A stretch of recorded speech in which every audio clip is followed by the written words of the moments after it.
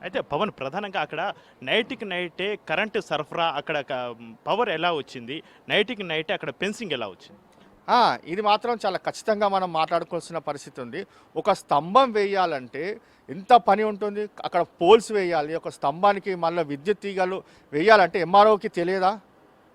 ఒక్క స్తంభమా, 2 స్తంభాలు అక్కడ చుట్టుపక్కల అన్ని స్తంభాలు వేసి వెంచర్ వేస్తున్నారంటే దీనికి సంబంధించి స్థానికులకు తెలిసే అవుతుందనేది మాత్రం ఖచ్చితంగా అక్కడ మనము సిట్యుయేషన్ చూస్తుంటే పూర్తిగా అర్థమవుతుంది. అయితే స్తంభాలు ఎందుకు వేశారు అనేది మాత్రము ఎంఆర్ఓని అడిగినా కూడా దానికి సంబంధించి వెరిఫై చేస్తున్నాము. అసలు ఎందుకు వెరిఫై చేస్తారు? స్తంభాలు నీకు సెటస్కో ఆర్డర్ కంటిన్యూ ఉంది, స్టే ఉంది కాబట్టి వెంటనే స్తంభాలను కూడా కూల్చివేయాలి.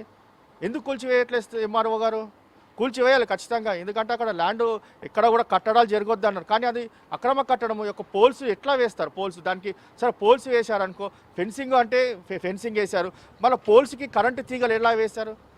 ఇదంతా కూడా మనకు తెలియకుండా అయితే జరగదు కదా. అక్కడికి వెళ్తే కనిపిస్తుంది కదా. ఆ పోల్స్‌నైనా ఇప్పటికైనా తొలగించాలని చెప్పి కూడా బొమ్మనుకుంట గ్రామస్తులు కూడా కోరుతున్నారు.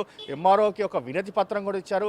దానికి సంబంధించి పూర్తిగా చర్యలు తీసుకోవాలని. కానీ వినతి పత్రం తీసుకున్నారు కానీ ఎంఆర్ఓ ఇప్పటివరకు కూడా ఎలాంటి చర్యలు కూడా తీసుకోలేదు. స్థానికులు మాత్రము ఈ యొక్క ల్యాండ్‌ను ఎవరికైతే హక్కుదారులు ఉన్నారో వారికి కంపల్సరీగా వారికి వద్దకు చేరేంత వరకు ఈ యొక్క పోరాటాన్ని మాత్రము ఆపమనేది మాత్రం చెప్తున్న పరిస్థితి చాలా స్పష్టంగా అర్థమవుతుంది.